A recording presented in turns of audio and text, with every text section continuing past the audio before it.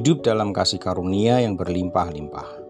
Dan dengan kuasa yang besar, rasul-rasul memberi kesaksian tentang kebangkitan Tuhan Yesus, dan mereka semua hidup dalam kasih karunia yang melimpah-limpah. Kisah Para Rasul 4 ayat 33. Pertobatan, pengampunan dosa di dalam Yesus Kristus dan baptisan merupakan syarat mula-mula untuk menerima karunia Roh Kudus.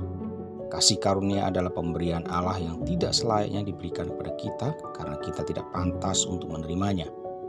Perjalanan kehidupan kita sebagai orang percaya tidak berhenti sampai pada tahap ini saja.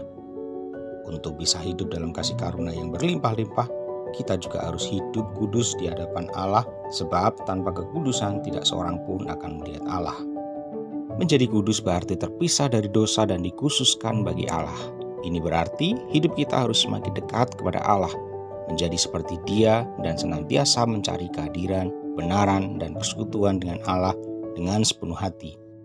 Kekudusan adalah maksud Kristus bagi setiap orang percaya ketika Ia menyerahkan dirinya untuk mati di kayu salib dan menjadikan kita ciptaan baru dan siap menerima kuasa Roh Kudus.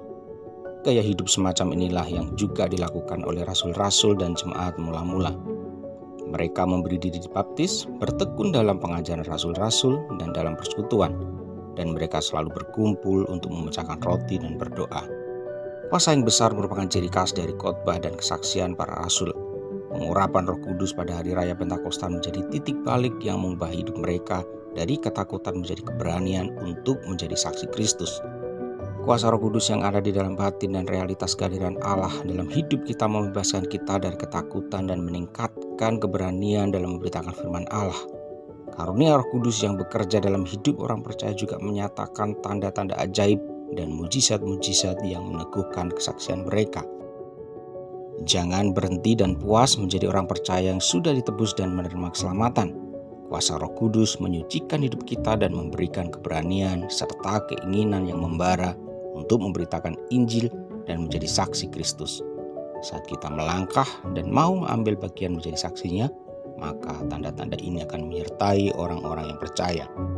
Mereka akan mengusir setan-setan demi namaku. Mereka akan berbicara dalam bahasa-bahasa yang baru bagi mereka. Mereka akan memegang ular dan sekalipun mereka meminum racun maut, mereka tidak akan mendapat celaka.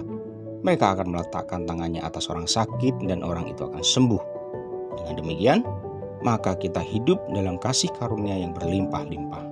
Amin. Untuk bisa hidup dalam kasih karunia yang berlimpah-limpah, kita juga harus hidup kudus di hadapan Allah, sebab tanpa kekudusan tidak seorang pun akan melihat Allah.